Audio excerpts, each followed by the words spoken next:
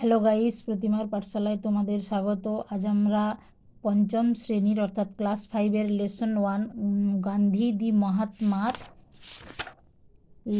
Activity 5 পর্যন্ত আগের ক্লাসে করেছি। আজকে আমরা অ্যাক্টিভিটি 6 করব। তার আগে আমরা একটু দেখে নিই। অ্যাক্টিভিটি 5 পর্যন্ত আগের ক্লাসে করিয়ে দেওয়ার পরে দেখো এখানে কিন্তু দেওয়া আছে অনেকগুলো চিহ্ন আমরা দেখতে পাচ্ছি।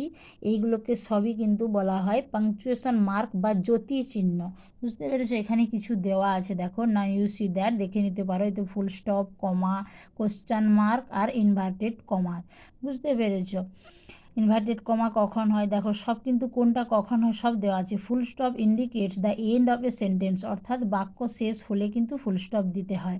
দেখো কমা ইন্ডিকেটস এ শর্ট পজ, অর্থাৎ অল্প থামতে গেলে উইদিন এ সেন্টেন্স, একটা সেন্টেন্সের ভেতরে যখন আমরা অল্প কিছুক্ষণ থেমে যাব তখন কিন্তু কমা চিহ্ন ব্যবহার করব।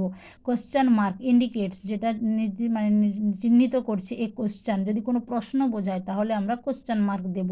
এবং ইনভার্টেড কমা যেটাকে বলা হয় সেটা হচ্ছে আর ইউজ টু ইন্ডিকেট, যেটা ইন্ডিকেট করবে ডিরেক্ট স্পিচ। বুঝতে পেরেছ?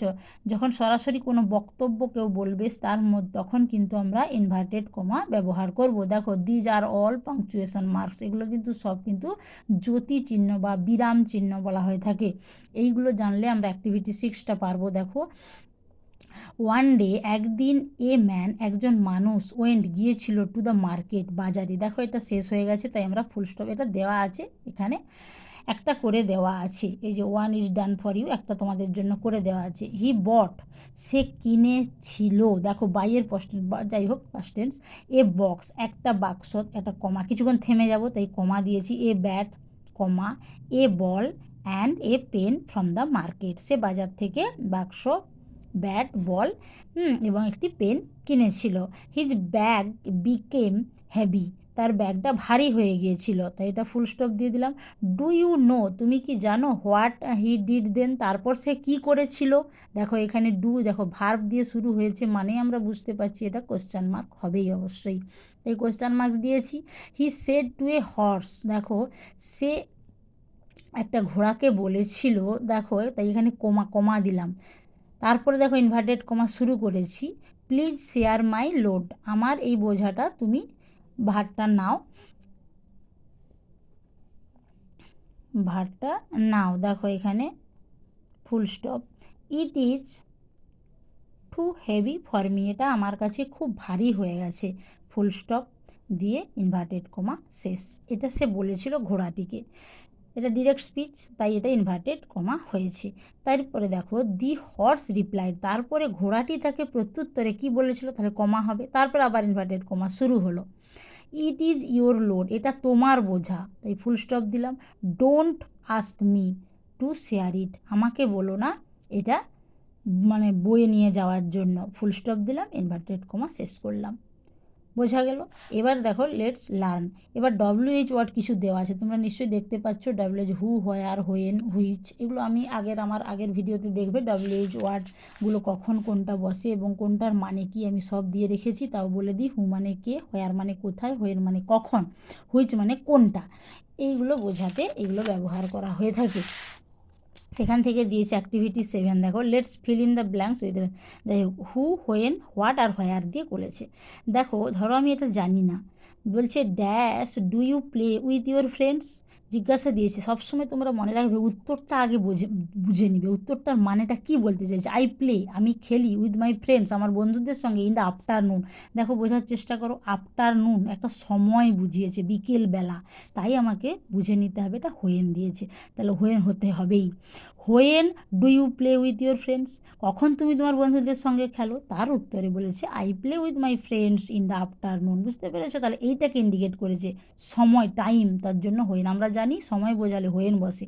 তারপর ধরো আমি এটা জানি না, dash is your best friend, দেখো এখানে দিয়ে দিয়েছে, একজনের নাম দিয়েছে, Ramen is my best friend, Ramen হলো আমার বন্ধু, তাই এই রমেন একজনের নাম বুঝিয়েছে, কে, তাই who is your best friend হবে। বুঝতে পেরেছো? হু হবে, কে বোঝাচ্ছে। তারপরে দেখো dash will you go in the summer vacation, we shall go, আমরা যাব, টু দার্জিলিং, দার্জিলিংয়ে, ইন দ্য সামার ভ্যাকেশান। দেখো সামার ভ্যাকেশান তো এখানে আছে কিন্তু উত্তরটা কি বলেছে, যে আমরা যাব দার্জিলিং একটা স্থান, প্লেস বোঝালে সবসময় হোয়ার হয়। প্লেস বুঝিয়েছে, তাই বলছে where will you go in the summer vacation, গ্রীষ্মের ছুটিতে তুমি কোথায় যাবে বা তোমরা কোথায় যাবে, এইটা বুঝতে পেরেছ। তারপরে দেখো চায়েতে বলেছে dash did you have as your tiffin, এটা তারপরে দেখো তার উত্তরে কি বলেছে, I had bread as my tiffin, আমার টিফিনে আমি রুটি নিয়েছি। দেখো তাহলে এখানে বলেছে, তাহলে নিশ্চয়ই এটা হোয়াট হবে, এই হোয়াটটা এখানে হবে। What did you have as your tiffin, তুমি তোমার টিফিনে কী নিয়েছো, I had bread as my tiffin. কী নিয়েছিলে না, আমি আমার এতে রুটি নিয়েছি টিফিনে, হয়ে গেল। তারপরে দেখো এখান থেকে দিয়েছে, এরপরে দেখো লেটস রিড দ্য সেন্টেন্স। এখানে মাই মাদার সিউজ ওয়েল, আমার মা ভালো সেলাই করেন। The reply surprise the boy, উত্তরে ছেলেটি অবাক হয়ে গিয়েছিল। যাই হোক, এই যে নীল নীল অক্ষরেরগুলো কী দেওয়া আছে দেখো, my mother, the reply, he, I, এইগুলো যে দেওয়া আছে এইগুলোর দ্বারা কি বলেছে দেখো, হু, হোয়াট, এগুলো দিয়ে প্রশ্ন করলে যা উত্তর পাওয়া যায় তাকে আমরা বলবো সাবজেক্ট। অর্থাৎ আমরা সাবজেক্ট, বাক্যের দুটো অংশ, একটা হলো সাবজেক্ট আর একটা হলো প্রেডিকেট। সাবজেক্ট কাকে বলবো না, যা বাক্যে যার সম্বন্ধে কোনো কিছু বলা হবে তাকে বলে subject. All these words are the subject words of this sentences, এই সেন্টেন্সের এগুলো সব হলো সাবজেক্ট। আর সাবজেক্টের উদ্দেশ্যে যা কিছু বলা হবে তাকে বলা হয় predicate. The remaining part of is of the sentences is called the predicate. বোঝা গেল, আমরা আগে পড়েছি সাবজেক্ট আর প্রেডিকেট, এখানে কিছু উদাহরণ মানে এইটারই এখানে করে দেওয়া আছে, বুঝতে পেরেছো সাবজেক্ট আর প্রেডিকেট কোনটা কি। এবার এখান থেকে আমরা ওটা যদি জানতে পারি তাহলে অ্যাক্টিভিটি 8 পেরে যাব। দেখো এলে এখান থেকে বেছে নিতে হবে কোনটা সাবজেক্ট আর কোনটা প্রেডিকেট।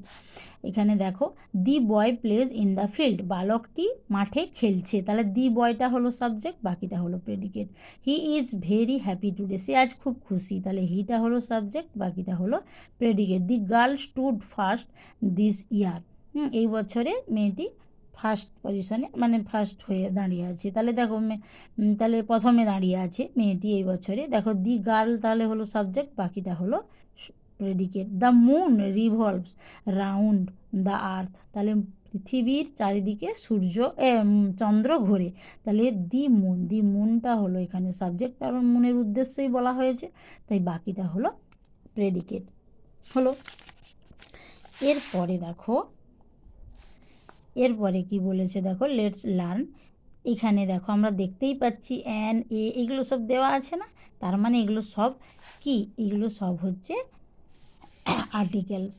দেখো আমরা জানি a is use before a word that begins with a consonant sound, যদি কনসোনেন্ট দিয়ে কোনো উচ্চারণ হয় কনসোনেন্টের মতো বা কনসোনেন্ট দিয়ে শুরু হয়, তাহলে তো আমরা সাধারণভাবে জানি তার আগে এ বসে। এবং an is use before a word that begins with a vowel sound, যদি ভাওয়েল দিয়ে শুরু হয় অর্থাৎ স্বরবর্ণ, আর এটা ব্যঞ্জন বর্ণ বাংলায় বলে, ভাওয়েল দিয়ে হলে অ্যান হয়, এটা আমরা জানি। পরে আমরা এক্সেপশনাল ইউজগুলো আমরা পড়বো, সেটা যাই হোক, এখন যেটা বলেছে সেটা দেখো, এর ব্যতিক্রমী ব্যবহারও আছে।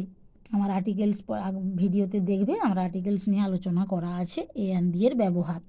Let's read the following groups of words, দেখো সব দেওয়া আছে, এগুলো জানলে আমরা অ্যাক্টিভিটি 9 পেরে যাব।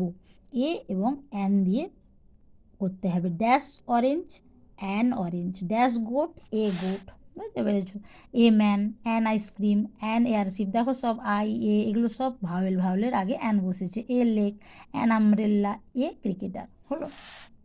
তারপরে দেখো চলে আসো দিয়ের ব্যবহার দেওয়া আছে, তাই তো। দিটা কি তোমরা জানো নিশ্চয়ই, দিও আর্টিকেল, কিন্তু এটা ডেফিনাইট আর্টিকেল, নির্দিষ্ট করে যখন বোঝায়। এই যে দেখো দি ওয়ার্ডস এ অ্যান এবং দি আর কল আর্টিকেলস আছে।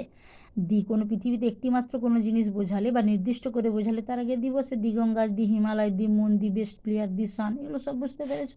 এখান থেকে দেখো অ্যাক্টিভিটি 10 দিয়েছে ইউজ দি ব্যবহার করে with the following words or word cluster and make sentence, এবং বাক্য গঠন করতে হবে, বাক্য রচনা করতে হবে। সান দিয়ে, দেখো সান মানে কি সূর্য, দেখো সূর্য দিয়ে তোমরা নিজের মতো করতেও পারো, আমি যেটা করেছি করতে পারো। The sun rises in the east, সূর্য পূর্ব দিকে ওঠে, কেউ লিখতে পারো the sun sets in the west, সূর্য পশ্চিম দিকে অস্ত যায়।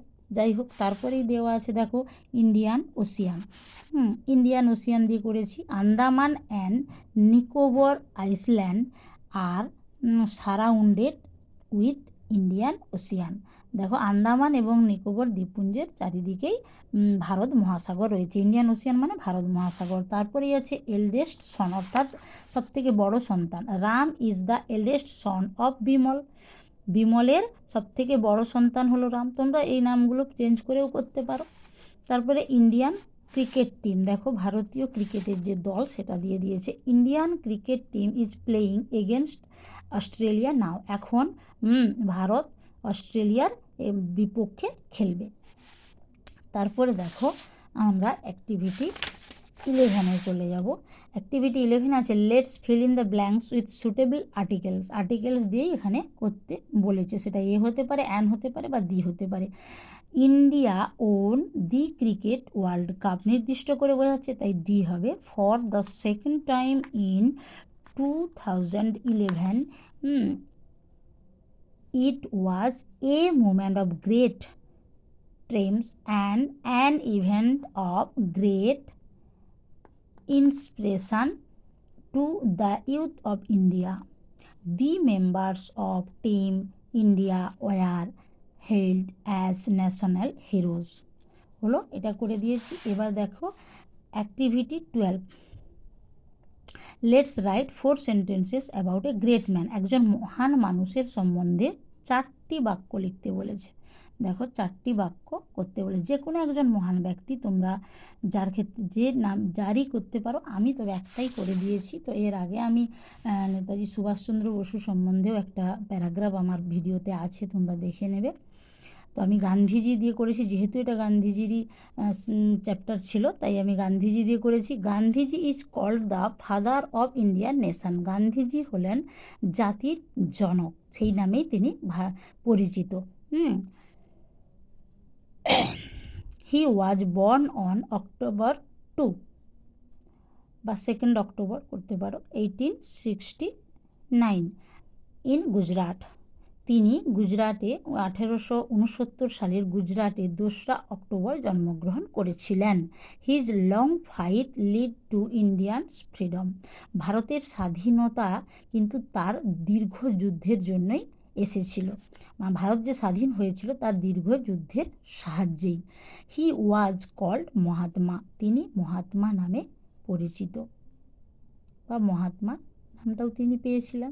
দেখো খুব ছোট ছোট করে আমি 4টা বাক্য করে দিয়েছি। নমস্কার। আমার যদি এরকম ভিডিও তোমাদের ভালো লাগে অবশ্যই আমার চ্যানেলটা সাবস্ক্রাইব যারা করোনি করে দেবে এবং অবশ্যই লাইক করে দিও। আর ভিডিওটা স্কিপ না করে পুরোটা দেখো। আর নিত্য নতুন ভিডিও পেতে অবশ্যই সাবস্ক্রাইব করার পর অল বেল আইকনটি প্রেস করে রাখবে। নমস্কার।